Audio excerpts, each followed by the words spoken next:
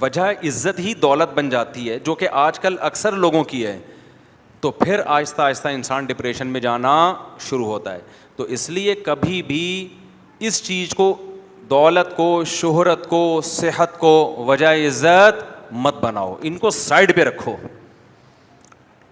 یوں سمجھو کہ جوتے کی نوک پہ رکھو. نہیں آ رہی بات سمجھ میں؟ دولت کو کس پہ رکھو؟ جوتے کی نوک پہ. لینڈ کروزر ہے، جوتے کی نوک پہ ہے. یہ وجہ عزت نہیں ہے، آپ کی نہیں ہونی چاہیے. صحت ہے، جوتے کی نوک پہ. سمجھ رہے ہو نا؟ اور کیا؟ سواری ہے، وہ تو ہو گئی نا لینڈ کروزر سواری، تو روٹی تھوڑی ہوتی ہے وہ. خوراک ہے، جوتے کی بولو نوک پہ. کیا مطلب جوتے کی نوک پہ؟ بھائی دنیا مسافر خانہ ہے، کوئی دل لگانے کی چیز ہے یہ؟ کیا جوتے کی نوک پہ ہی ہے نا، یہ چھن جائے گی بھائی تھوڑی دنوں میں. تو دل ہی نہ لگاؤ، نہ اس کو وجہ عزت سمجھو. وجہ عزت کیا ہے؟ اللہ. جانا کس کے پاس ہے بھائی؟ اللہ کے پاس جانا ہے نا. تو دل کس سے لگاؤ؟ اللہ سے لگاؤ. حضرت مصعب ابن عمیر رضی اللہ تعالی عنہ اتنے ارب پتی تھے کہ مکہ میں جب گھر سے، جو دولت مند لوگ ہوتے ہیں نا، خوشبوؤں کا بھی استعمال بہت کرتے ہیں، بڑی مہنگی مہنگی خوشبو. غریب آدمی تو بیچارہ پسینوں میں ہی آتا رہتا ہے نا، تو وہ تو پسینہ ہی بھگاتا رہتا ہے نہا کے. جب آپ کا لیونگ اسٹینڈرڈ بڑھنا شروع ہوتا ہے، بڑھتے بڑھتے ایک وقت، میں تو گیا ہوں نا بڑے بڑے دولت مندوں کو دیکھا، ہر وقت خوشبوؤں کی دھونی. سعودی عرب میں خاص طور پر یہ بہت، عربوں میں خوشبوؤں کا بہت رجحان ہے، اور ایسی ایسی خاندانی خوشبوئیں وہ ہمیں یہاں نظر ہی نہیں آتی. تو کیونکہ یہاں ظاہر ہے اتنا پیسہ نہیں ہے نا لوگوں کے پاس، تو نظر کیسے آئیں گی؟ ٹھیک ہے نا. تو آپ حضرت مصعب ابن عمیر رضی اللہ تعالیٰ عنہ اتنے مالدار، ریشمی لباس پہنا کرتے تھے، خوبصورت بہت تھے. جب مکہ کی گلیوں میں نکلتے نا تو گلیاں خوشبو سے معطر ہو جاتی تھیں، لگتا تھا کوئی رائل فیملی کا بندہ یہاں سے گزر کے گیا ہے. لیکن آپ نے اس دولت کو وجہ عزت نہیں بنایا، کیونکہ آپ کو یہ بات سمجھ میں آ گئی تھی نبی صلی اللہ علیہ وسلم پہ جب قرآن نازل ہوا کہ بھائی تم سب نے لوٹ کے خدا کے پاس جانا ہے. وہاں نہ درہم ہوگا، نہ دینار ہوگا، نہ دولت کام آئے گی، وہاں تمہاری نیکیاں کام آئیں گی. امن ہوا قانت آناء اللیل ساجدا وقائما یحذر الآخرۃ ویرجو رحمت ربی. اللہ نے فرمایا بھلا وہ شخص جو راتوں کو اللہ کے سامنے اٹھ کے اللہ سے دعائیں مانگتا ہو، آخرت کا خوف کرتا ہو، کیا اس کے برابر وہ شخص ہو سکتا ہے جو یہ سب کچھ نہ کرتا ہو؟ اتنی قرآن کی آیتیں، ہر جگہ عمل عمل عمل. کہیں بھی دولت کی فضائل بیان نہیں کیے گئے قرآن میں کہ دولت کی وجہ سے تم اللہ کی نظر میں بڑے بن جاؤ گے. اگر کسی کے پاس دولت ہے بھی تو وہ صدقہ خیرات کر کے تو بن سکتا ہے، ایک نیک عمل ہے نا. صرف دولت نہیں بنا دے گی اس کو اللہ کی نظر میں بڑا. اتنا زیادہ اس مضمون کو قرآن نے بیان کیا، یہاں تک کہ مشرکین مکہ، ان کا یہ خیال تھا کہ دولت اتنی ویلیویبل چیز ہے کہ نبوت بھی دولت مند کو ملنی چاہیے. تو نبوت ایک مسکین پیغمبر کو کیوں ملی ہے، غریب پیغمبر کو کیوں ملی ہے؟ اتنا ان کے دماغوں میں دولت کا تصور بیٹھ چکا تھا، جو آج بھی یہی ہے. تو قرآن نے کیا کہا؟ اہم یقسمون رحمت ربک. نبوت اللہ کی رحمت ہے، اس کے ٹھیکیدار تم تھوڑی ہو، تو ہم ہیں، ہم جس کو چاہیں گے دیں گے. تو اللہ نے دولت مند کو چھوڑ کر عرب میں جو سب سے غریب اور مسکین تھے نا، ان کو نبوت کے لیے سلیکٹ کیا. یہ ساری چیزیں مصعب ابن عمیر بولو دیکھ رہے تھے کہ اللہ کی نظر میں اصل کیا ہے؟ عمل ہے. تو جب ایمان لے آئے نبی صلی اللہ علیہ وسلم پہ، ظلم شروع ہو گیا آپ پر. جب نبی نے ہجرت کی، آپ نے بھی ہجرت کی. ہجرت کی وجہ سے سارا بزنس کیا ہو گیا؟ ٹھپ، تباہ و برباد ہو گیا. انصاری کے حوالے کر دیا نبی نے کہ بھائی اب ان کا تو ساری جائیدادیں وہاں رہ گئی ہیں، اب تم ان کی کفالت کرو. پھر غزوہ احد میں مسلمانوں کو شکست ہوئی، مصعب ابن عمیر اس میں شہید ہو گئے، جان دے دی اللہ کو. اب آپ بتاؤ ان لوگوں کو دولت چھننے سے ڈپریشن ہوگی؟ نہیں، کیونکہ انہوں نے وجہ عزت کس کو بنا لیا تھا؟ عمل کو. عمل کبھی نہیں چھن سکتا انسان سے جب تک خود ہی بدعمل نہ بنے. دولت تو بھائی آپ چاہ رہے ہوتے ہو کہ نہ چھنے، پھر بھی کیا ہوتی ہے؟ چھن جاتی ہے. کہتے ہیں نا، شاعر نے کتنا زبردست شعر کہا ہے، تو شاہوں کو گدا کر دے، گدا کو بادشاہ کر دے، اشارہ تیرا کافی ہے گھٹانے اور بڑھانے کو. بڑے بڑے بادشاہوں کو بھکاری بنا دیتا ہے اللہ تعالیٰ. کتنے واقعات ہیں. اور بڑے بڑے بھکاریوں کو اچانک کیا بنا دیتا ہے؟ بادشاہ بنا دیتا ہے. تو مصعب ابن عمیر رضی اللہ تعالیٰ عنہ نے قربانی دی, غزوہ احد میں شہید ہو گئے. کفن نہیں تھا پہنانے کے لیے. آئی بات سمجھ میں؟ کیا مالدار شہزادوں کی طرح زندگی گزارنے والے صحابی, بہت خوبصورت بھی تھے. عام طور پہ جب دولت ہوتی ہے نا تو چہرے پہ ایک رونق بھی آ جاتی ہے. بہت خوبصورت تھے. شہید ہو گئے تو جب قبر میں رکھا, قبر بھی اکیلی قبر نصیب نہیں ہوئی ہے, اجتماعی قبر. مجھے آپ بتاؤ, انسان موت کے بعد تو چاہتا ہے نا کہ کم از کم قبر اپنی ہو. کیا خیال ہے؟ قبر بھی نہیں بھائی, قبر بھی کیا ہے, آج بھی غزوہ احد میں پوری ایک اجتماعی قبر ہے. نبی نے زیادہ تر کو اسی ایک قبر میں دفن کیا. تو جب ان کو لٹایا تو کفن ہی پورا نہیں آ رہا. سر ڈھانپتے ہیں تو پاؤں کھل جاتے ہیں, پاؤں ڈھانپتے ہیں تو سر کھل جاتا ہے. یہ غربت کا عالم کہ وہ صحابی رسول جو شہزادوں جیسی زندگی گزارا کرتے تھے, موت کے بعد, شہادت کے بعد کفن میسر نہیں ہے. تو نبی نے حکم دیا بھائی سر پہ کپڑا ڈال دو اور پاؤں پہ گھاس پھوس ڈال دو, گھاس ہی کفن کے طور پہ پہنائی جائے ان کو. اب آپ مجھے ایک بات بتاؤ, اگر مصعب ابن عمیر وہی شاہی زندگی اختیار کیے رکھتے, آج ہم ممبر سے حضرت مصعب ابن عمیر کا نام لے رہے ہوتے؟ بولو نا. کچھ بھی نہیں, وہ پیسہ آیا تھا ان کے پاس, خوب عیش و عشرت میں زندگی گزرتی, اس کے بعد دنیا سے چلے جاتے, ختم. اور دولت مند کو موت کا غم غریب سے کئی گنا زیادہ ہوتا ہے. غریب کو پتہ چل جائے نا تجھے کینسر ہو گیا ہے, چلو یار نکلنے کا, خود ہی اللہ میاں نے نکال, میں تو خودکشی کا سوچ رہا تھا, اللہ میاں نے کیا خیال ہے, زیادہ ٹینشن نہیں ہوتی اس کو, چلو یار ثواب ہی ملے گا سوچنے. وہ ایک بڑے بزرگ کا واقعہ, مجھے پرانے واقعات یاد رہ جاتے ہیں, نام یاد نہیں رہتے, کہ وہ ان کی نا اس کی دکان تھی, یہ شیرے نہیں ہوتے حکیموں کے معجون, پہلے یہ علم طب میں مسلمانوں نے بڑی ترقی کی تھی حکمت میں, تو بڑا کروڑ پتی وہ حکیم تھے. تو ایک بزرگ ان کے پاس گئے اور انہوں نے بولا کہ تمہارا دل تو انہی بوتلوں میں اٹکا ہوا ہے, ان شیروں میں ساری چپکنے والی چیزیں, تمہاری جان کیسے نکلے گی؟ وہ جان کیسے نکلنے پر پتہ نہیں مجھے لطیفہ کیوں یاد آ جاتا ہے. وہ ایک ماں نے بچی سے پوچھا اپنے, بیٹا جان کیسے نکلتی ہے, اسکول میں تمہیں کیا بتایا جان کیسے نکلتی ہے؟ انہوں نے کہا جان کھڑکی سے نکلتی ہے. ماں حیران ہو گئی, کھڑکی سے کیا مطلب؟ کہتی جب آپ گھر پہ نہیں ہوتی نا پڑوسن آتی ہے, جب آپ گھر پہ نہیں ہوتی, جیسے ہی آپ بیل بجاتی ہیں ابو کہتے ہیں جان کھڑکی سے نکل جاؤ. تو بچے بڑے ہوشیار ہوتے ہیں, ان سے بچ کے رہا کریں, ٹھیک ہے. تو ان نے بزرگ نے ان حکیم سے کہا, کوئی عطر فروش تھے یا عطار تھے واللہ عالم, ان سے کہا کہ تمہاری جان کیسے نکلے گا, جیسے سب کی نکلتی ہے. انہوں نے کہا نہیں بھائی, تمہاری تو ایک ایک بوتل میں قیمتی خمیرے تھے نا, قیمتی اور سارے چپکنے والے دوائیں حکیموں کی ساری معجون اور خمیرے اس ٹائپ کے ہوتے ہیں. انہوں نے کہا تمہاری کیسے نکلے؟ انہوں نے کہا میری تو ایسے نکلے گی. لیٹے, چادر اوڑھ کے لیٹ گئے, جب انہوں نے چادر ہٹائی تو انتقال کر گئے تھے. یعنی عمل کر کے بتا دیا, ہمارے جانے میں کوئی ٹینشن نہیں ہے, ان کا وقت آ گیا ہوگا. تو اللہ نے پھر ان کو توبہ کی توفیق دی, برائیوں میں پڑے ہوئے تھے کہ بھائی یہ تو واقعی ہم تو اس دولت, ہم تو ان بوتلوں میں اٹکے ہوئے ہیں. تو غریب آدمی میرے بھائی جب مرے گا ایک رکشہ اس کو یاد آ رہا ہوگا کہ یہ میرا رکشہ تھا, یہ میرے بچے چلائیں گے, اتنا ہے نہیں کہ جائیداد میں ڈیوائڈ ہو سکے, ٹھیک ہے نا, ایک ایک پہیہ بھی نہیں آئے گا.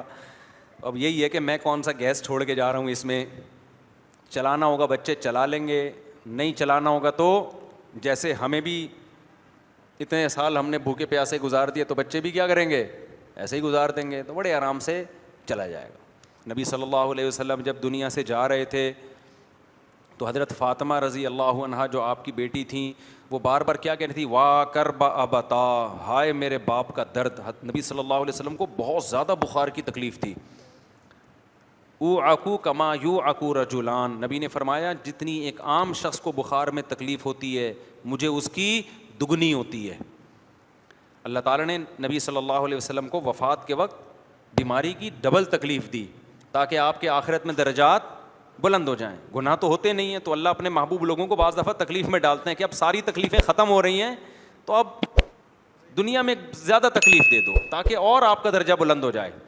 تو حضرت فاطمہ جب نبی صلی اللہ علیہ وسلم کو بخار میں دیکھا نا, شدید تکلیف میں, تو کیا فرمایا, واہ کرب ابتا, ہائے میرے باپ کا درد.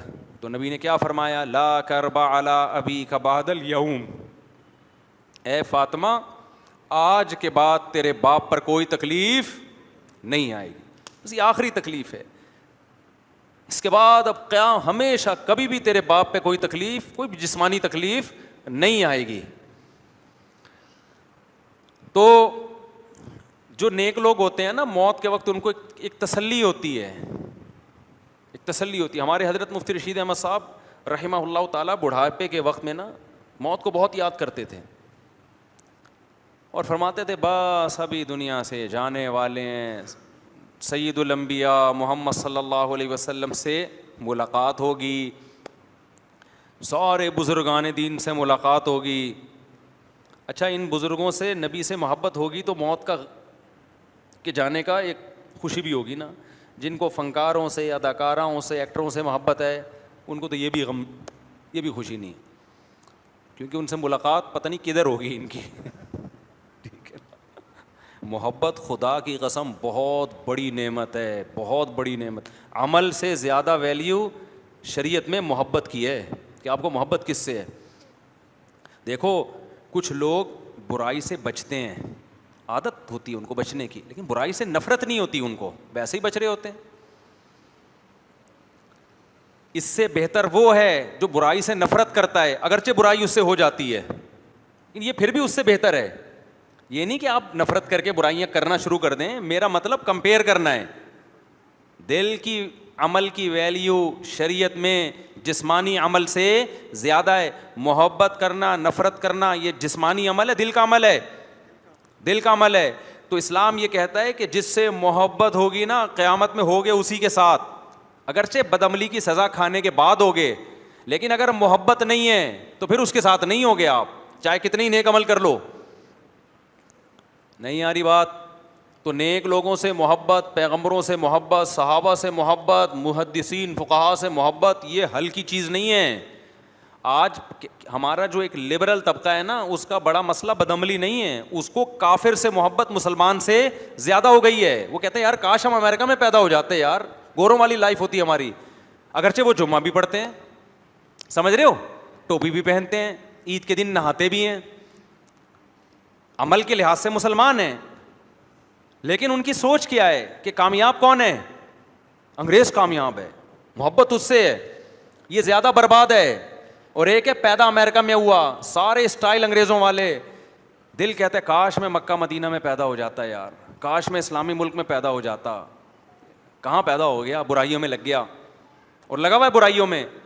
لیکن اس کی سوچ کیا ہے کہ کاش ایسا نہ ہوتا. خدا کی قسم یہ دوسرا پہلے سے اللہ کی نظر میں افضل ہے. ابے کیا ہو گیا, کیوں سمجھ میں نہیں آ رہا, بات کھچڑی پک گئی ہے, بیان کی کہاں سے لے کے چلے تھے ادھر ادھر. ہم نے کون سا کوئی ایم اے اسلامیات کا پیپر دینا ہے؟ اچھی بات ہے, جتنی ہو جائے اچھا ہے نا. سمجھ رہے ہو کہ نہیں سمجھ رہے؟ ہمارے حضرت کا ایک اور واقعہ سناتا ہوں. ہمارے حضرت کی جو زمینوں سے آمدن آتی تھی نا, تو حضرت بہت بڑا حصہ بھی پورا مجھے یاد نہیں, 1/3 تھا 2/3 تھا, کتنا وہ سارا صدقہ کر دیتے تھے. تو ایک دفعہ حضرت کو خیال ہوا کہ میں ایسا کرتا ہوں 2/3 صدقہ کر دیتا ہوں, 1/3 اپنے پاس رکھ لیتا ہوں. یعنی پہلے 1/3 رکھ رہے تھے, پوری مجھے اسپیسیفک کیلکولیشن یاد نہیں ہے. تو کیونکہ ہمارے حضرت کے بہت سارے مریدین ہیں جنہوں نے یہ واقعہ سنا ہوگا, تو وہ میری کریکشن کریں گے کہ بھائی اتنا نہیں, وہ اتنے فیصد تھا. تو بھائی اصل واقعہ مجھے یاد رہ گیا, وہ مقدار یاد نہیں ہے, تو میں پہلے ہی بتا رہا ہوں, وہ مقدار کم زیادہ ہو سکتی ہے. تو حضرت نے ارادہ کیا کہ میں 2/3 کیا کرتا ہوں صدقہ اور 1/3 اپنے پاس رکھوں گا. لیکن حضرت کہتے ہیں مجھے خیال آیا کہ 1/3 اگر میں نے رکھا اور اس کو بیچ کے آمدن کم ہوئی, تھوڑے دنوں کے بعد کچھ مالی حالات آنا شروع ہوئے, تو مجھے خیال ہوا ہوگا کہ یار وہ جو میں نے 2/3 کیا کاش نہ کرتا. آئی بات سمجھ میں؟ تو نیکی کر کے خوشی کے بجائے دل میں کیا ہوگی؟ ندامت. یہ دل کیا ہو رہا ہے؟ خراب. یہ جو دل ہے نا کہ یار کاش میں یہ نیکی نہ کرتا, یہ زیادہ برائی ہے. فرمایا کم نیکی کر لو, کم صدقہ کر لو, اور کم ہمارے حضرت کا کم ہمارا بہت زیادہ سے زیادہ تھا, وہ تو کم کر لو تاکہ بعد میں یہ ہو کہ کاش زیادہ کر دیتا. نہیں آئی بات؟ اتنا صدقہ کر لو کہ بعد میں ندامت ہو, یار کیسا کنجوس ہے, تھوڑا زیادہ کر لیتا. یہ زیادہ اچھی حالت ہے دل کی, بجائے اس کے کہ زیادہ کر کے بعد میں ندامت, ابے یہ میں نے کیا کر لیا یار. نیکی کر کے شرمندگی کرنا, یہ نیکی نہ کر کے شرمندہ ہونے سے زیادہ برا ہے. نہیں آئی بات؟ حالانکہ عملی لحاظ سے اگر زیادہ صدقہ کرتے تو زیادہ ثواب ملے گا نا, اور کم صدقہ کرنے میں کم ثواب. لیکن وہ کہہ رہے ہیں دل کی حفاظت, دل میں نیکی کی چاہت اور رغبت, یہ زیادہ امپورٹنٹ ہے. ابے سمجھا پا رہا ہوں کہ نہیں سمجھا پا رہا؟ تو یہ میں آپ کو بتا رہا ہوں کہ اسلام میں دل کے عمل کی ویلیو آپ کے ظاہری اعمال سے زیادہ ہے. بعض لوگ اسلام سے محبت کرتے ہیں, چل نہیں رہے ہوتے اسلام پہ, تمنا ہوتی ہے کاش اسلام پہ چلتے. یہ زیادہ بہتر ہیں ان لوگوں سے جن کو اسلام سے محبت نہیں ہے, کلچر کی وجہ سے چل رہے ہیں, کہہ رہے ہیں یار مجبوراً پیدا ہو گئے, کیا کریں, ختنے بھی, کٹنگ بھی ہو گئی اور شادی وادی بھی ہو رہی ہے, اب کلچر ہے, کیا کریں ایکچولی, بس ہو گئے تو ٹھیک ہے, ٹوپی پہن لیتے ہیں جمعے کے دن, سب نہا رہے ہیں تو چلو ہم بھی کیا کریں, سب. اب زیادہ ڈیٹیل میں نہیں آتا, تو چلو ہم بھی نہا لیتے ہیں, چلو بقرعید پہ سب جانور کاٹ رہے ہیں, ہم بھی کیا کر لیتے ہیں, کاٹ لیتے ہیں. لیکن ہے تو جاپان میں پیدا ہوتا کتنا اچھا تھا یار, کیسی ترقی یار, چاند پہ پہنچ, جاپانی تو نہیں پہنچ رہے, امریکن پہنچ رہے ہیں, رشین پہنچ رہے ہیں, اور ہو سکتا ہے جاپانی بھی پہنچ رہے ہو, لیکن میرے جہاں تک مجھے معلومات ہیں اس میں امریکہ اور رشیا آ گئے ہیں نا. تو کاش یہ ہو جاتا. تو میرے بھائی یہ بہت ڈینجرس چیز ہے. آپ کا دل جس کے ساتھ ہے نا, اللہ قیامت کے دن آپ کو شمار اسی کے ساتھ کرے گا. دنیا میں بھی ہے نا, دیکھو دنیا میں آپ کی بیگم آپ سے کہتی ہے آپ بہت اچھے ہیں, میں رہوں گی آپ کے ساتھ, لیکن وسیم آپ سے بھی زیادہ اچھا مجھے کون لگتا ہے, وسیم لگتا ہے. لیکن میں وسیم کو نہ کبھی فون کروں گی, نہ میں وسیم کو کبھی لفٹ کراؤں گی, رہوں گی میں آپ کے ساتھ, وفا میں آپ کے ساتھ کروں گی. شوہر میرے کون ہو آپ, تو آپ میں غیرت ہوگی, تھپڑ مار کے بولو گے جا بھائی تو کس کے ساتھ جا, وسیم کے ساتھ ہی جا. اور دوسری طرف وہ بیوی ہے جو ٹوٹ کے محبت کرتی ہے آپ سے, لیکن آپ کی اطاعت نہیں کرتی. ویسے تو جہاں محبت ہوتی ہے اطاعت بھی ہوتی ہے, لیکن میں کمپیئر کر رہا ہوں نا کہ اتنی محبت نہیں ہے کہ اطاعت کرے, لیکن محبت ہے.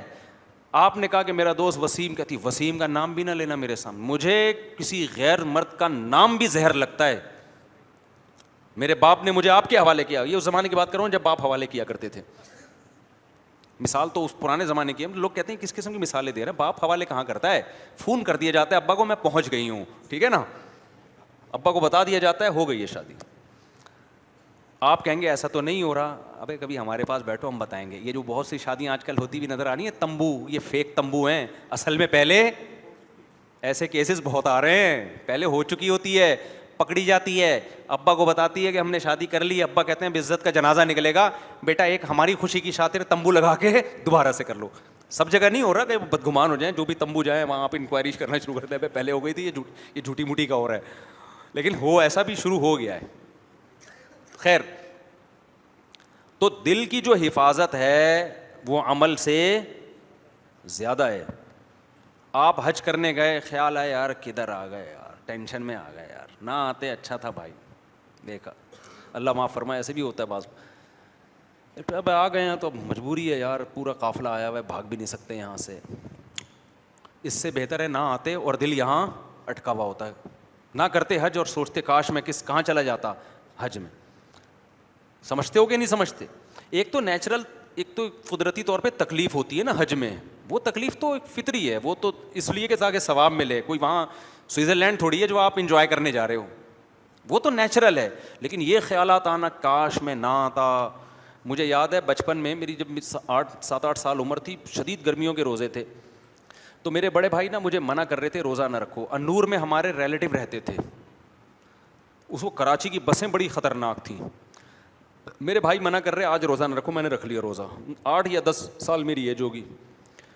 اب روزہ رکھ کے ہم انور میں نا وہ 4K پتہ نہیں 4J ٹائپ کی بس تھی, کوئی وہ نہیں پٹپٹی سی بسیں ہوتی تھیں, بھری ہوئی ہوتی تھیں, اس میں بیٹھ گئے ہم. اب جا رہے ہیں نیول کالونی ہاکسبے روڈ کی طرف. مجھے روزہ لگنا شروع, اور بس میں تو الٹی بھی آتی ہے, عجیب سی طبیعت. 11 بجے کا ٹائم ہے, میں بار بار بولوں کاش میں روزہ نہ رکھتا, کاش میں روزہ. میرے بڑے بھائی نے ایک دفعہ برداشت کر لیا, میں نے کہا کاش یار آج میں روزہ نہ رکھتا. بھائی صاحب نے برداشت کر لیا, بچہ ہے بھائی. دوسری دفعہ پھر میں نے کاش یار میں روزہ نہ رکھتا. مجھے یہ واقعہ یاد رہ گیا. ہو سکتا ہے میرے بڑے بھائی صاحب کو یاد نہ ہو. اب میں کھڑکی کے پہ بیٹھا ہوا ہوں سیٹ پہ, بھائی صاحب نے میرا خیال کیا اس کا روزہ ہے, بچہ ہے, تو اس کو کھڑکی والی نا تاکہ ہوا آتی رہے. یہ بہت بڑی نعمت ہے کراچی کی بسوں میں, ہوا کا وینٹیلیشن کا کوئی انتظام ہو. اچھا اس میں بھی آتی ہے, ادھر سے نکلتی کہیں سے بھی نہیں ہے بس میں. تو پھر تھوڑی تیسری دفعہ میں نے کہا کاش, انہوں نے کہا چپ کرو, ایسے ڈانٹ لگائی. بولے یا تو رکھتے نہیں, اب رکھ لیا تو ثواب کیوں ضائع کر رہے ہو بھائی اپنا بیٹھ کے, یا تو رکھتے ہی نہیں اور رکھ لیا ہے تو پھر بار بار کاش میں. یہ تو اس سے تو نہ روزہ ملے گا نہ ٹینشن ہی ٹینشن ہے, ثواب بھی نہیں ملے گا. تو وہ واقعہ مجھے یاد رہ گیا کہ بھائی واقعی جب آپ نے رکھ لیا ہے تو یہ کہنا کہ کاش میں نہ رکھتا, اس سے بہتر واقعی یہ کہ نہ رکھتے اور سوچ ہوتی کاش میں رکھ لیتا. کیونکہ مجھے فرض تو نہیں تھے نا, فرض روزے میں آپ کے پاس آپشن نہیں ہے کاش میں نہ رکھتا یا رکھتے, تمہارے باپ کو بھی رکھنا پڑے گا, وہ تو فرض نفل کی بات, میرے لیے تو نفل تھا وہ. تو حقیقت میں بات بالکل ٹھیک ہے کہ وہ عبادت جسے کرنے کے بعد ندامت ہو کہ کاش میں نہ کرتا, اس سے بہتر ہے عبادت نہ کرتے اور تمنا ہوتی کہ کاش ہم کر لیتے. تو یہ بات آئی کہاں سے جو اصل چل رہی تھی, جو میں نے ٹرن مارا ہے, میں آپ کو بھی ہمارے جیسے ہی ہو گیا, جو میں اصل بات لے کے چلا تھا نا. کیا حضرت مفتی رشید احمد صاحب کا جو واقعہ میں سنا رہا تھا نا, اسی پہ سنا رہا تھا کہ وہ صدقہ, یہ تو دل کی بات آئی کہاں سے. ٹاپک تو میرا یہ چل رہا تھا کہ بعض دفعہ سیاستاً شو مارنی پڑتی ہے, لیکن دھوپ ہے کالے بال, وہ تو جہاد میں جھوٹ موٹ کا تمبو. ابے نہیں یار, وہ سارا ٹاپک یہ کمپٹیشن. اصل بات یہ چل رہی تھی کہ کمپٹیشن کی وجہ سے لوگ ٹینشن میں جاتے ہیں. ہاں, حضرت مصعب بن عمیر کا واقعہ سنا رہا تھا کہ آپ نے کرنا کیا ہے کہ اپنا ہدف پیسے کو بنانا نہیں ہے, جوتے کی نوک پہ رکھنا ہے. مسافر خانہ ہے بھائی, دنیا کیا ہے, مسافر خانہ ہے. جوتے کی نوک پہ رکھو, کماؤ پیسہ, کس نے منع کیا ہے, رکھو کہاں اس کو, جوتے کی نوک پہ ہے. ٹھیک ہے. ہاں میں بتا رہا تھا کہ جان نکلنے کا نا, کہ دولت مند جو ہے نا, دولت مند, اس کا دل کہاں اٹکا ہوا ہوتا ہے. اب آپ بتاؤ جس کے بحریہ ٹاؤن میں کروڑوں کے 10 پلاٹ ہوں, موت کا فرشتہ آ جائے کہ چلیں جی اس سلسلے میں حاضر ہوا ہوں میں, فوراً خیال آ گیا یار کل میں نے سودا کیا, کروڑوں کروڑوں روپے کی جائیدادیں ہیں یار, یہ کس سلسلے میں آ گئے یار تم, کوئی اور سلسلے میں نہیں آ سکتے تھے تم, کیا خیال ہے کہ یار کسی اور سلسلے میں حاضر. پہلی دفعہ میں نے فرشتہ دیکھا ہے وہ بھی اس سلسلے میں آیا ہے. سنا تھا فرشتوں کے بارے میں, بارشیں برساتے ہیں, یہ کرتے ہیں, وہ کرتے ہیں, کبھی کبھار جان بھی لے لیتے ہیں, کچھ اور سلسلے میں حاضر ہو جاتے. ٹینشن ہوگی کہ نہیں ہوگی. ہم لوگ دولت میں نا ان لوگوں کو دیکھ رہے ہوتے ہیں جو ہمیں خوش نظر آ رہے ہیں, جن سے دولت چھننے کا ٹائم آیا, ان پہ جو قیامت گزرتی ہے وہ ہمیں نظر نہیں آتی. وہ تو واقعات ہم دیکھتے ہی نہیں ہیں. ہم دیکھو جب کوئی کروڑ پتی کھرب پتی مرتا ہے, اس کے بچے پیسے پہ لڑ رہے ہوتے ہیں, تو وہ تو ہمیں نظر آ رہا ہوتا ہے, وہ میت نظر نہیں آ رہی ہوتی کہ یار کل یہ بھی تو لڑ رہا تھا. کیسے پڑا ہوا ہے حسرت سے, بچوں کو چپ بھی نہیں کرا سکتا وہ کہ بچوں مجھے دفن تو ہونے دو, اس کے بعد کر لینا جو لڑنا. کسی شاعر نے بڑی زبردست بات کہی ہے نا کہ پہلے جائیداد, شعر تو مجھے یاد نہیں رہا, وہ مفہوم یاد رہ گیا, کہ جائیدادوں کے بٹوارے ہوتے تھے, اب جائیدادوں میں بھائیوں کے بٹوارے ہو رہے ہیں. جائیدادوں کے چکر میں بھائیوں کے بٹوارے ہو رہے ہیں, اور وہ لڑائیاں بھائیوں کی ہو کیوں رہی ہیں, اس میں بھی ابا کا قصور ہے. ابا کا خیال یہ تھا میں مروں گا ہی نہیں, ایسی کنفیوژن فائلوں کی پلاٹوں کی پیدا کر کے گئے نا, بچوں کو پتہ ہی نہیں کون سا کس کا ہے. کیونکہ ابا کو ہم نے کئی دفعہ سمجھایا, لوگوں کے اباؤں کی بات کر رہا ہوں, کہ بھائی آپ مر بھی سکتے ہو, آپ کا کروڑوں اربوں روپے کی جائیدادیں ہیں, بلڈنگیں ہیں, بچے کنفیوز ہو جائیں گے ابا کا کون سی فائل کہاں رکھی ہے بتا دو نا. کہہ رہے ہیں بھائی میرا بھی مرنے کا کوئی پروگرام نہیں ہے, کیونکہ اتنی جب دنیا کما لی تو دماغ سے موت غائب, تصور ہی نہیں ہے کہ میں مروں گا. کیونکہ موت کا سوچتے ہوئے ڈر لگتا ہے بھائی پھر ہم نے اتنی محنت کس کھاتے میں کی ہے, اگر ہم نے مرنا ہی تھا تو اتنی بڑی بلڈنگ کیوں بنا دی. یعنی وہ حیرت ہوتی ہے ان کو کہ یار ہم نے اگر مرنا ہی تھا اور ابھی مرنا تھا, تو یہ سب ہم نے پاگل ہیں ہم جو اتنے عرصے سے اتنی محنت کرتے رہے ہیں. تو اسلام تو پہلے سے کہہ رہا تھا پاگل ہیں, اللہ رسول کہہ رہے تھے آپ واقعی کیا ہیں, پاگل ہیں, آپ کو سمجھ میں نہیں آ رہا تھا, لیکن واقعی میں کیا ہوں, میں بہت بڑا پاگل تھا. نظر سوئے دنیا قدم سوئے مرقد, کہاں جا رہا ہے کدھر دیکھتا ہے, نظر آپ کی دنیا کی طرف اور قدم آپ کے مرقد یعنی قبر کی طرف. تو شاعر کہتا ہے جا کدھر رہا ہے, دیکھ کدھر رہا ہے. بلڈنگیں بناؤ بھائی, سب کچھ کرو, دل لگانے کا بالکل بھی نہیں ہے. دل قبرستان ہے یار, جانا کدھر ہے. دولت مند آدمی کو غریب سے زیادہ مراقبہ کرنا چاہیے موت کا, بار بار مرے گا. دیکھو گناہ کی دو قسمیں, ایک گناہ تھوڑی دیر کا ہوتا ہے, یہ جو پیسے کی محبت کا گناہ ہے نا, یہ 24 گھنٹے کا چپکا ہوا گناہ ہے. یہ ایک گناہ ہوتا ہے, بعض گناہ تو صحابہ سے بھی ہوئے ہیں حالانکہ ان کے دل میں دنیا کی محبت نہیں تھی, غلطی سے گناہ ہو گیا. ایک صحابی سے بدنظری ہو گئی, حالانکہ نبی کے لیے قربانیاں دیتے تھے وہ جہاد میں, لیکن کبھی انسان پر خواہش کا غلبہ ہوتا ہے. کوئی خاتون جا رہی تھی, صحابی نے ان کو دیکھا, بدنظری کی, پھر ایک خیال ہوا کہ بھائی مجھ سے گناہ ہو گیا ہے, ایک نامحرم عورت کو میں نے اتنا گھور کے دیکھا, اور اس سے ایک جو انسان کے دل میں جذبات ہوتے ہیں تو غلط نیت سے, پھر نبی کے پاس آیا, یا رسول اللہ مجھ سے گناہ ہو گیا ہے. تو آپ نے فرمایا صبر کرو. نماز ہوئی, نماز کے بعد آیا, یا رسول اللہ مجھ سے گناہ ہو گیا. آپ نے فرمایا تم نے نماز پڑھی ہے نا؟ انہوں نے کہا ہاں. فرمایا اللہ تعالیٰ قرآن میں نہیں کہتے کہ ان الحسنات یذہبن السیئات, نیکیاں گناہوں کو کھا جاتی ہیں, تو تم نے گناہ کیا نا, اب نیکی بھی کر لی, فنش, چلو شاباش جاؤ, ٹھیک ہے نا. اس کو سیریس نہیں لیا نبی نے. اب ایسا نہ ہو کہ آپ بھی سیریس نہ لیں, یہ بڑا خطرہ ہوتا ہے. حدیث کا غلط مطلب لوگ سمجھتے ہیں کہ اب آپ بھی سیریس نہ لیں کہ ہم فجر پڑھ لیں گے, انٹی کو دیکھ لیتے ہیں, جا کے بات کر لیتے ہیں, یہ کر لیتے ہیں, وہ کر لیتے ہیں, حج کر کے آ جائیں گے. بھائی انہوں نے توبہ تو اصل میں کر ہی لی تھی, ان کو ندامت تو ہو گئی تھی نا, تو اب ان کو ایک حوصلہ چاہیے تھا کہ بھائی نیکی تم نے کر لی ہے, کیونکہ صحابہ کے دل میں خوف اللہ کا بہت زیادہ تھا. تو بہت زیادہ جب کسی کے دل میں خوف ہوتا ہے نا, تو پھر اس کو تھوڑا ہلکا لانا پڑتا ہے. تو نبی نے یہ نہیں کہا کہ تمہارے دل میں دنیا کی محبت آ گئی تم جہنم میں. ایک اور واقعہ بڑا دلچسپ ہے, آج ہمارے دینداروں کا ظرف اس معاملے میں بڑا چھوٹا ہو گیا ہے. ایک صحابی تھے, انہوں نے, وہ کیا تھے کہ جب سفر میں نا, تو سفر میں مکہ کی طرف, جب فتح مکہ کے موقع پہ سفر تھا, تو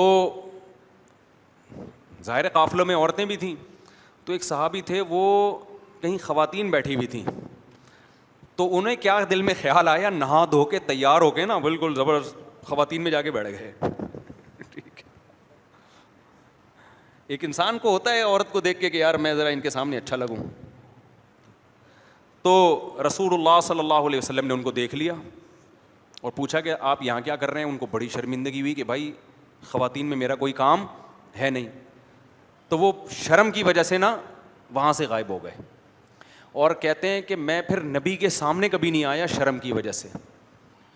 مجھے بڑی شرم آئی نا کہ بھائی یہ مرد ہوں اور خواتین میں, اور ظاہر ہے ان کی ایک انسان پہ بعض دفعہ خواہش کا غلبہ آ جاتا ہے کہ وہ کہتا ہے یار میں تھوڑا سا لیڈیز میں کیا لگوں, اچھا لگوں. یہ چھوٹی موٹی خطائیں صحابہ سے بھی ہوئی ہیں. اب ان کو غیرت تھی نا, نبی سے آنکھ ملاتے ہوئے شرم آ رہی ہے کہ بھائی کیا بولیں گے, تم مرد ہو اور خواتین میں کیوں بیٹھے ہوئے تھے تم. آج کل کے کیا, اب بتاؤ آج کل کا مرد میں غیرت ہی ختم ہو گئی نا. بیوٹی پارلر میں مرد لیڈیز کو تیار کر رہا ہے, اور پھر یوٹیوب پہ اپنی ویڈیوز بھی ڈال رہے ہیں. یار آپ کے دوست نہیں کچھ آپ کو کہتے ہیں ابے تو کیا کام کر رہا ہے یار, تو کچھ اور کر لے بھائی, کچھ اور کام کر لے. یہ لڑکیوں پہ جچتا ہے کہ بیوٹی پارلر اور میک اپ شیک اپ, تم مرد ہو کے عورتوں کو تیار کر رہے ہو. اصل غیرت جب ختم ہو جائے نا, تو غیرت کی کوئی ایسی لیب نہیں ہے جس میں غیرت کو ٹریس کیا جا سکے, یہ محسوس کرنے کی چیز ہے. تو آپ لوگ نیچے کمنٹس کیا کریں کہ بھائی آپ کیا کر رہے ہو یار, اللہ نے آپ کو آدمی بنایا ہے, کوئی آدمیوں والے کام کر یار, آدمیوں کا بیوٹی پارلر کھول لے بھائی. تو خواتین پہ تو ہمیں حیرانگی ہو ہی رہی ہے کہ مردوں سے اپنے آپ کو تیار کیسے کروا رہی ہے, لیکن مجھے زیادہ حیرانگی اس مرد پہ ہوتی ہے. دیکھو زنا کرنا ایک الگ چیز ہے, بدکاری کرنا الگ چیز ہے, وہ بھی بڑا جرم ہے, لیکن کھلے عام آپ لیڈیز کو تیار کر رہے ہو, اور یہ آپ کا پیشہ ہے. یہ آپ بتا رہے ہو کہ میں مرد نہیں ہوں, ورنہ عورت ڈرتی ہے آپ کے پاس بیٹھتے ہوئے. اچھا میں نے کسی سے پوچھا کہ یار یہ بیوٹی پارلر میں اتنی عورتیں جا رہی ہیں, مرد تیار کر رہے ہیں ان کو, تو ان عورتوں کو ڈر نہیں لگتا کہ اس آدمی کی نیت خراب ہو گئی؟ انہوں نے کہا یہ بندے چھکے ہو جاتے ہیں بالکل نا. یہ آدمی کیا ہو جاتے ہیں؟ عورت کو تو ڈر لگتا ہے کسی بندے کے ساتھ بیٹھتے ہوئے, اور یہ آدمی کے آدمی ہونے کی دلیل ہے, ڈرے وہ. صحیح ہے, سمجھ میں آ رہی ہو, اس کو خوف پیدا ہو گیا بھائی یہ بندہ ہے. تو یہ کس طرح کا سیٹ اپ چل رہا ہے یار, تم کدھر کو جا رہے ہو یار, کچھ اور کر لے میرے بھائی, تو بیسیوں قسم کے رزق کے کمانے کے ذریعے ہیں. بری حرکت ہے یہ مردوں کو, کیونکہ اب نہیں بولو نا تو یہ چیز پھر سوسائٹی میں پھیل رہی ہے. بہت سے نوجوان دیکھتے ہیں کہ وہ یوٹیوب پہ کھلے عام لڑکیوں کو تیار کر رہا ہے, تو یار ہم بھی ایک کیا کھولیں گے, ایک بیوٹی پارلر کھولیں گے. لیکن اگر سوسائٹی میں اس کے خلاف احتجاج ہوتا رہے تو مرد کو شرم آئے گی, بھائی یہ تو سوسائٹی میں ذلیل ہو گیا ہے, ہم نے اپنے آپ کو ذلیل نہیں کرنا ہے. تو اس لیے میں تھوڑا سا آپ کو موٹیویٹ کر رہا ہوں کہ کچھ تو نیچے کمنٹس کیا کرو نیگیٹو, کیا بھائی تو بندوں والے کام کر, کیا کر رہے تو, یہ آدمیوں پہ سوٹ نہیں کرتی یہ چیزیں. سمجھتے ہو کہ نہیں سمجھتے ہو؟ تو عورت سے زیادہ نا مرد کو غیرت دلانے کی ضرورت ہے. اچھا خیر, تو وہ صحابی بیٹھے تو نبی صلی اللہ علیہ وسلم کو, اب وہ ان کو شرم آ رہی ہے نبی سے. جب یہ نبی صلی اللہ علیہ وسلم واپس مدینہ آئے تو یہ جو صحابی تھے نا, یہ نبی صلی اللہ علیہ وسلم کا گزر ہوا تو انہوں نے فوراً نماز کی نیت باندھ لی. غیرت تھی نا صحابی رسول میں, غیرت تھی کہ بھائی شرم آ رہی ہے کہ لوگ کیا کہیں گے, کہ بھائی میں خواتین میں جا کے اور تیار ہو کے بال بال بنا کے نا بڑے سیٹ ہو کے بیٹھے. اب ان کو شرم آ رہی ہے پیغمبر سے, اپنی غلطی کا احساس ہو گیا تھا ان کو, غیرت تھی تو احساس کیا ہو گیا ان کو, بھائی مجھے نہیں کرنا چاہیے تھا ایسے. تو رسول اللہ صلی اللہ علیہ وسلم کے بھی کتنے پیارے اخلاق تھے, کتنا بڑا ظرف تھا. نبی نے یہ نہیں کیا کہ اسی موقع پہ آؤں گے کہ یہ تو بالکل اسلام سے خارج ہو گئے ہیں, ان میں تو غیرت ختم ہو گئی ہے, یہ اب یہ کیا تلوار اٹھائیں گے, جہاد کیا کریں گے. نہیں بھائی, ان کو پتا تھا, آپ صلی اللہ علیہ وسلم کو پتا تھا ان کے دل میں اللہ اس کے رسول کی محبت ہے, آخرت کی محبت. یہی ہے, ایک شیطان نے وقتی طور پر ایک ورغلایا اور ایک مسٹیک بولو ہو گئی, اور وہ مسٹیک بھی کی بیس بھی کوئی غلط نہیں تھی, بذات خود ایک مردانگی تھی. تو مرد کی اللہ نے ایک عورت کی طرف اٹریکشن رکھی ہے, لیکن اس کا ایک جائز طریقہ رکھا ہے, ایک ناجائز طریقہ ہے. تو نبی صلی اللہ علیہ وسلم نے, آج میں ہمارے استاذ یہ واقعہ بتا رہے تھے ہمیں کہ آج کے دور میں اپنے کسی بندے سے اس طرح کی مسٹیک ہو جائے تو کیسا سوسائٹی میں اس کو جینے نہیں دیا جاتا. اسلام دیکھتا ہے کہ بھائی اپنوں سے غلطی ہو رہی ہے تو وہ اپنائیت سے فوراً نکل نہیں جاتے, اور غیروں میں دو چار خوبیاں آ جائیں تو اپنے نہیں بن جاتے وہ. تو نبی صلی اللہ علیہ وسلم کے اخلاق دیکھیں آپ. وہ صحابی جو ہے نا پھر مسجد نبی میں انہوں نے نیت لمبی باندھ لی نماز کی, بھائی جب بھی تشریف لے جائیں گے تو میں سلام پھیروں گا. آپ صلی اللہ علیہ وسلم وہیں بیٹھ گئے اور آپ نے فرمایا طول ما شئت فإننا ننتظرک. صحابی کا نام ذہن سے نکل گیا, فرمایا کہ جتنی لمبی نماز پڑھ لو ہم ادھر ہی بیٹھے ہوئے آپ کے انتظار میں. آج ملاقات ہو کے رہے. سمجھتے ہو کہ نہیں سمجھتے؟ تو وہ ایک الگ بات ہے. لیکن آج جو دنیا کی محبت کا جو جرم ہے نا, خدا کی قسم یہ ان جرموں سے کئی گنا بڑا ہے. کہ جو پلاٹوں سے دل لگا لیا اور بلڈنگوں سے دل لگا لیا اور دولت سے دل لگا لیا اور مرنے کے لیے تیار ہی نہیں ہے. وہ صحابی جن سے یہ مسٹیک ہوئی نا, جیسے ہی میدان جہاد قائم ہوتا کود پڑتے میدان جنگ میں کہ بھائی جنت پہ تھوڑی اس کو ترجیح دیں گے. صحیح ہے نا, ایک صحابی کھجور کھا رہے ہیں اور ادھر میدان جنگ ہے, انہوں نے کھجور کی رغبت تھی تو کھا رہے تھے نا, انہوں نے کہا کہ شہادت سامنے ہے, جنت سامنے ہے, اور یہ کھجور کا تھیلا ختم میں بہت ٹائم لگے گا, اتنا ٹائم میں جنت کے حصول میں ضائع نہیں کر سکتا. محبت کس سے تھی؟ محبت آخرت سے تھی. دل کو ٹھیک کرو میرے بھائی, سب سے پہلے عمل بھی ٹھیک کرو, لیکن دل کی ٹھیک ہونے کی ویلیو عمل سے زیادہ ہے. تو اسی لیے نبی صلی اللہ علیہ وسلم نے جو دنیا سے دل لٹکانے کو, تعمیر پہ پیسہ خرچ کرنے کو سب سے برا پیسہ قرار, یہ نہیں کہ ناجائز ہے, جتنی چیزوں پہ آپ پیسہ خرچ کرتے ہو اس میں سب سے کم تر کیا ہے؟ حدیث میں آتا ہے سب سے بدترین چیز جس پہ پیسہ خرچ ہونا وہ تعمیر ہے, کنسٹرکشن کا کام. اب یہاں حدیث کا مطلب, جن کو حدیث نبی کے مزاج سے واقف نہیں ہے نا, ہو سکتا ہے وہ حدیث سنیں, ریفرنس یاد کریں اور بولیں حرام ہے. حرام نہیں ہے, یہ بالکل ایسے ہے جیسے حدیث میں آتا ہے سب سے بدترین صف مردوں کی پچھلی صف ہے. اب آپ نے کہا چونکہ بدترین صف ہے لہذا میں پچھلی صف میں کھڑا ہی نہیں ہوں گا, جماعت چھوڑ دوں گا میں. تو بدترین کا مطلب کیا ہے؟ ثواب تو ملے گا میرے بھائی, آپ پچھلی صف میں بھی کھڑے ہو کے نماز پڑھ رہے ہیں, جماعت کا ثواب ملے گا, پورا ثواب ملے گا, لیکن اولین کے مقابلے میں وہ سب سے کم تر. کوشش کرو آگے جانے کی. تو حدیث کا مطلب کیا ہے کہ بدترین چیز جس پہ پیسہ خرچ ہو وہ کیا ہے؟ تعمیر. کیا مطلب؟ باقی چیزوں کی نسبت خوراک پہ خرچو بدترین نہیں ہے, لگ رہا ہے باڈی پہ. سواری پہ خرچو بدترین نہیں ہے, لگ رہا ہے آپ کے کام آ رہی ہے, فوراً کیش ریزلٹ مل رہا ہے. تعمیر پہ جتنا خرچ ہو رہا ہے وہ آپ کیش نہیں کرا رہے, کیونکہ آپ کی زندگی تھوڑی ہے اور جو سریا آپ نے ڈالا اس کی زندگی بہت لمبی ہے. تو اتنا سریا ڈالنے کی کیا ضرورت, اتنا پیسہ سریا تو ڈلے گا ظاہر ہے, نہیں تو مر جائیں گے لوگ, اگلی نسل. لیکن آپ نے اتنی انویسٹمنٹ کروڑوں اربوں کی کر دی جبکہ آپ کی زندگی کیا ہے, تھوڑے دن کی ہے, اس لیے بدترین کہا. اس کے مقابلے میں سمجھتا نہیں ہے نا بات کو. یہ مطلب نہیں ہے کہ خرچ نہ کریں اس پہ, تعمیر پہ بھی کریں. جو کنسٹرکشن کا جن کا کام ہے ان کا تو بزنس ہی یہی ہے. کھوپڑی شریف میں بات آ رہی ہے کہ نہیں آ رہی ہے؟ تو اس لیے میرے بھائی ڈپریشن, اسٹریس, اس سے نکلنا ہے نا, دنیا کو کیا سمجھو, جوتے کی نوک پہ رکھو سالے کو. سالہ بھی بولا کرو دنیا کو, اپنے سالے کو برادر نسبتی بولا کرو, ذرا مہذب لفظ ہے, بردر ان لا بولا کرو, اور دنیا کو کیا بولا کرو, سالہ. تو خیر جلدی سے بات کو سمیٹ کے ختم کروں کہ مالدار کی جان نکلنا کیا ہے میرے بھائی, مشکل. تو ذرا سوچ لیا کرو کہ آج تو آپ کو وہ دولت مند نظر آ رہا ہے, اتنا پیسہ, اتنی دولت, اتنے بینک بیلنس, اور یہ عزت, یہ شہرت. کل میرے بھائی مرتبہ بھی دیکھ لو. لیکن عبرت کی آنکھیں انسان کی ایسی بند ہوتی ہے کہ پھٹے پہ جنازہ پڑا ہوا ہوتا ہے اس دولت مند کا, پھر بھی اس کمبخت کی دولت نظر آ رہی ہے. جو وہ چھوڑ کے جانے والا ہے نا, جو دنیا نے منہ موڑا ہے, وہ بندہ پھر بھی نظر نہیں آ رہا ہوتا.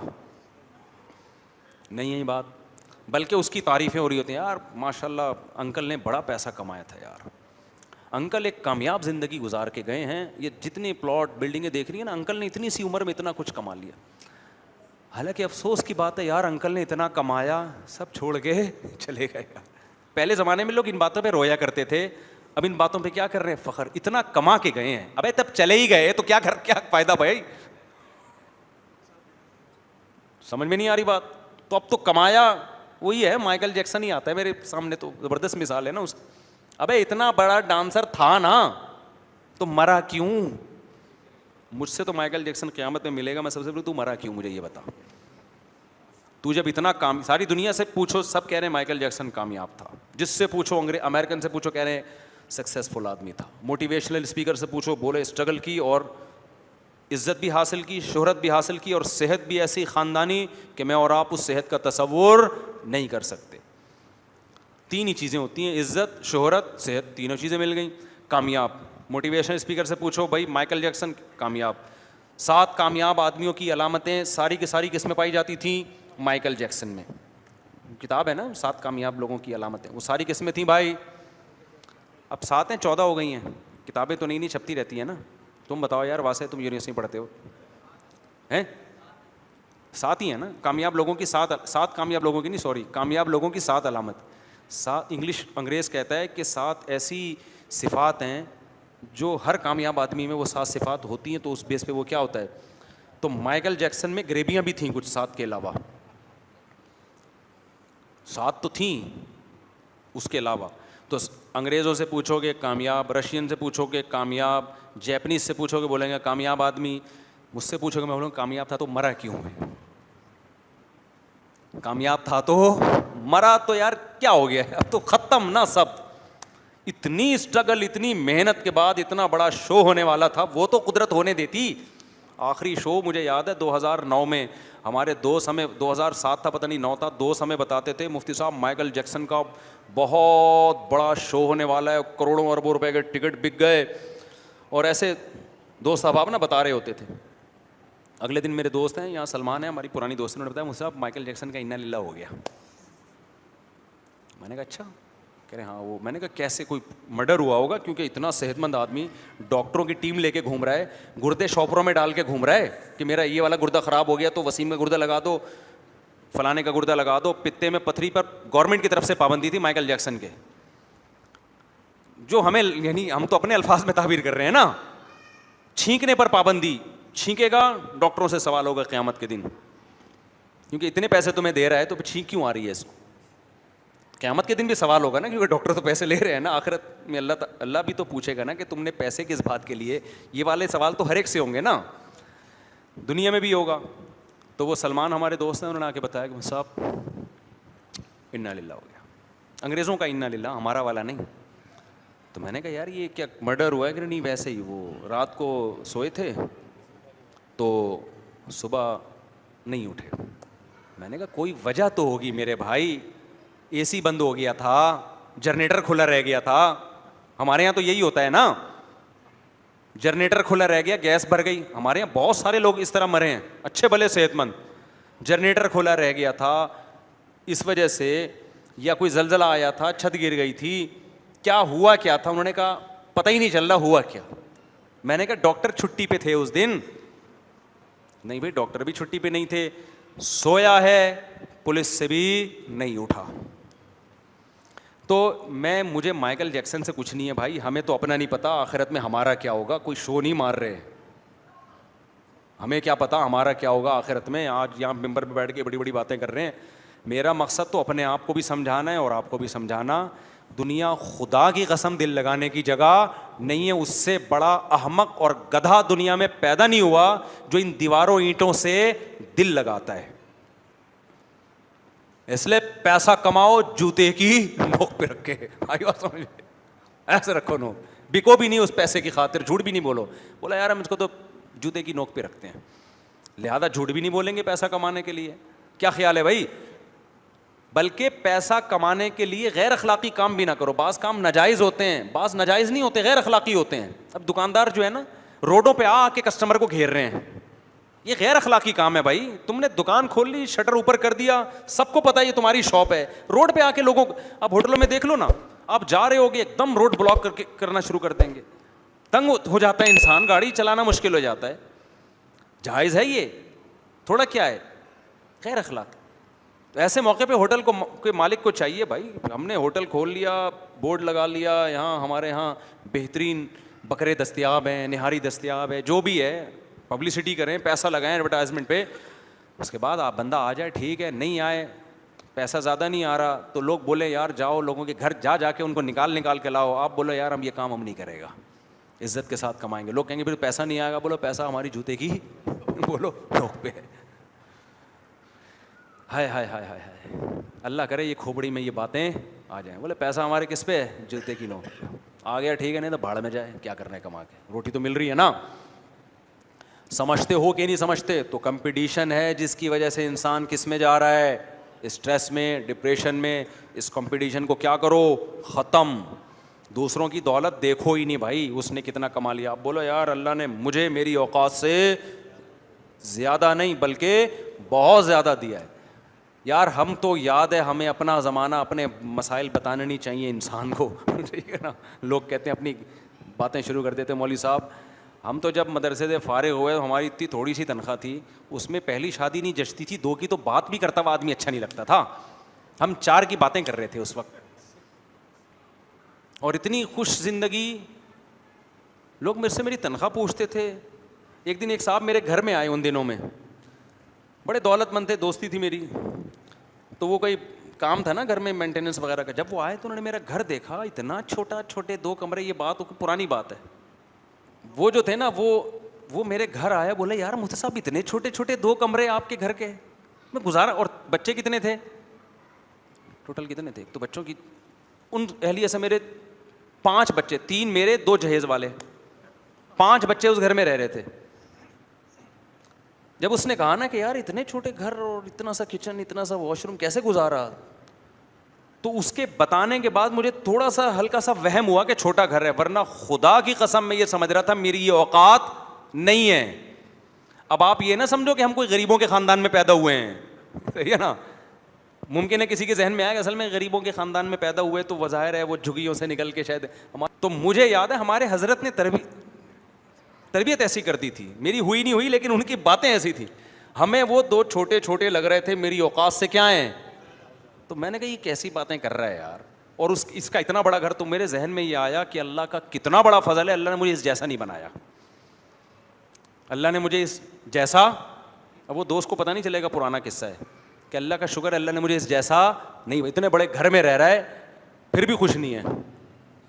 اور ہمارا اتنا چھوٹے سے 2 کمرے تھے, اور مجھے یہ تھا کہ 5 بچے کے الحمدللہ 2 سوتیلے بھی رہ رہے ہیں اس میں, سمجھ رہے ہو نا. تو میرے ذہن میں تھا کہ جو ہے کیا نام ہے, ایک کمرہ بچوں کے لیے ہو گیا, ایک گھر والوں کے لیے ہو گیا, اور کیا چاہیے یار, دو ایک ایکسٹرا کمرہ بچوں کے لیے اللہ نے الگ سے دے دیا. ہمیں تو اس پہ خوشی ہو رہی تھی, دل سے کہہ رہا ہوں, یعنی اوپر اوپر سے نہیں کہہ رہا. اور میں اس وقت نظر بد سے بچنے کی دعائیں پڑھتا تھا کہ اللہ مجھے نظر بد سے بچائے یار, اللہ نے مجھے اتنا دے دیا. نہیں آئی بات سمجھ میں, کیونکہ میں کہتا تھا یار لوگوں کی تو ایک ایک بیوی ہے, میری کتنی ہے ٹوٹل 2 ہیں. سمجھ رہے نا, ٹوٹل 2, اور دونوں کی رہائش کا بندوبست اللہ نے دے دیا. اتنا خوش تھا میں, اب بھی ہوں الحمدللہ. پہلے بھی, اب تو خیر بہت پہلے سے, وہ 12 کروڑ والی بات تو غلط ہے, لیکن پہلے سے کافی بہتر حالات ہو گئے. سمجھتا نہیں ہے نا بات کو, تو ہم تو بھائی دیکھتے ہی نہیں تھے. آپ کہہ سکتے ہیں اصل میں شہرت تو تھی نا, اس وقت تو شہرت بھی نہیں تھی میرے بھائی اس وقت تو. اچھا پھر ہم شادی بھی ایسے موقع پہ کر رہے ہیں کہ یار اور بچے آ جائیں, بچے بھی نہیں ہم نے روکے.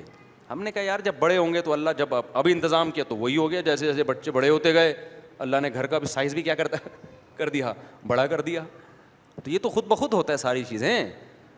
تو حضرت کے بچے جب بڑے ہو گئے تو حضرت کہتے ہیں ان کی شادیوں کی عمر ہوئی, تو حضرت کہتے ہیں میں نے سوچا کہ اب ان کی شادیاں بھی کرنی ہیں. دیکھو پیسے ہیں نہیں اور بچوں کی شادیاں بھی کر رہے. یہ جو بیٹھا ہوا ہے نا سامنے ہمارا بھانجا واسے, تمہارے بڑے بھائی کا نام کیا ہے, رافع. 8 سال اس کو فارغ ہونے میں لگیں گے, اس کے بعد عالم بنے گا, پھر مفتی بنے گا, اس کے بعد کہیں کمانے کی سوچے گا. ابھی سے اس کے ابا نے اس کی شادی اپنے خرچے پہ کر دی ہے. نہیں آئی بات سمجھ میں؟ کیوں؟ کیونکہ ان کے ابا اور میں جو ہے نا ایک ہی ساتھ پلے بڑے ہیں, ایک ہی شیخ سے بیعت ہوئے تھے, دونوں ایک ہی دن میں. تو جو ہماری کھوپڑی میں جو سافٹ ویئر حضرت نے انسٹال کیے, ان کے ابا کی کھوپڑی میں بھی وہ والے سافٹ ویئر انسٹال ہوئے ہیں. تو آپ دیکھ لو اچھا والا پلا پلا ہے. ابھی اس کی بھی شادی نکاح ہو گیا, رخصتی باقی ہے, حالانکہ کما کچھ بھی نہیں رہا. یہاں بیٹھا ہوتا ہے کیمرے کی یوں کر رہا ہے, یونیورسٹی پڑھ رہا ہے.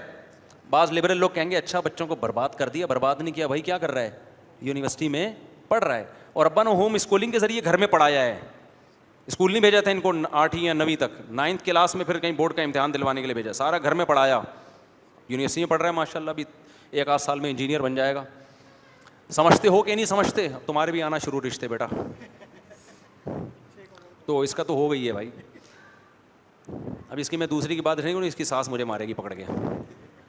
تو اب کیا مسئلہ ہے, تو ہم تو دیکھ رہے ہیں یار ہمارے وہ دوست بھی ماشاء اللہ خوش ہیں, اور جو ہمارے دوسرے اسکول کے دوست تھے نا جو کہتے پہلے اپنے پاؤں پہ کھڑے ہوں گے, ایکچولی پہلے یہ ہوگا, اب تک وہ کمارے چھڑے چھاٹ گھوم رہے ہیں ان میں بہت سے. اب سالے تم بڑھاپے میں بچے پیدا کر کے یار تم چھوڑ دو, رہنے دو, اب 2-4 سال کی بات ہے, چھوڑ دو. بچوں کی خوشیاں کب دیکھو گے؟ تو کیا زندگی اپنے لیے عذاب بنا دی ہے یار. موٹیویشنل اسپیکر کہتے ہیں نا پیسہ ہی سب کچھ نہیں ہوتا, پھر وہ یہ بات بتانے کے 2.5-3 لاکھ روپے لے رہے ہوتے ہیں. تو واقعی پیسہ ہی سب کچھ نہیں ہوتا. پیسہ کمانے کی فکر کرتے رہو, باقی سارے کام ساتھ ساتھ کرتے رہو, اور پیسے کو کہاں رکھو, جوتے کی نوک پہ. عزت کے ساتھ کماؤ, آ گیا ٹھیک ہے, نوٹ چھاپو. ہم تو کہتے ہیں مسلمان زیادہ پیسہ کمائے, اس سے دین کو بہت فائدہ ہوگا, اور کماؤ یار, ڈبل کر دو. ایک تاجر ملے مجھے, انہوں نے کہا میری کروڑوں کی آمدن ہے تو میں مزید بزنس نہیں بڑھانا چاہتا. میں نے کہا آپ کا تو دماغ ہی صحیح نہیں کام کر رہا. کہہ رہے مجھے کیا ضرورت ہے. میں نے کہا ضرورت تو کروڑوں کی بھی نہیں ہے, ضرورت تو آپ کی 10-15 ہزار میں جو ضرورت جس کو شریعت کہتی ہے وہ پوری ہو جائے گی. تو آپ 2-3 کروڑ منتھلی کما رہے ہو, اس کی بھی ضرورت نہیں ہے. کیا ضرورت ہے 1000 گز کے بنگلے, روزانہ گاڑیاں چینج کر رہے ہو, کیا ضرورت ہے؟ کہتے ہیں پھر کیوں ڈبل کر دوں. میں نے بس ختم کر رہا ہوں. میں نے کہا اس لیے کرو کہ اتنا پیسہ جب مسلمان کے پاس ہوگا تو اس سے اسلام مضبوط ہوگا, ملک مضبوط ہوگا. ہم نے پاکستان کو بھی تو مضبوط کر رہے ہیں کہ ہمارے حکمرانوں نے تو جو کرنا تھا کر لیا. ہم بھی اگر غریب ہو جائیں گے تو حکمران بھی غریب, عوام بھی غریب, ملک کا بیڑا غرق. تو پیسہ میں نے کہا آپ اپنے لیے قوم کے لیے کماؤ نا میرے بھائی, دین کے لیے کماؤ, ملک کے لیے کماؤ. تو میں نے کہا پلاننگ کرو, ڈبل ہو جائے یہ. وہ کہہ رہے ہیں مولوی ہو کے کیسی باتیں کر رہے ہیں, یہ مولوی ہو کے مجھے پیسہ کمانے کی ترغیب دے رہے ہیں. میں نے کہا بھائی دل نہیں لگاؤ, رکھو جوتے کی نوک پر, لیکن اگر پلاننگ کر کے اس کو ڈبل کر سکتے ہو تو کیا کرو, ڈبل. حضرت عثمان پیسہ نہ کماتے تو آج حضرت عثمان کے کنویں ہوتے مدینہ میں جن کی ہم زیارت کے لیے جاتے ہیں. کتنا ثواب کما لیا یار حضرت عثمان نے, 1400 سال سے اس کنویں سے لوگ پانی پی رہے ہیں.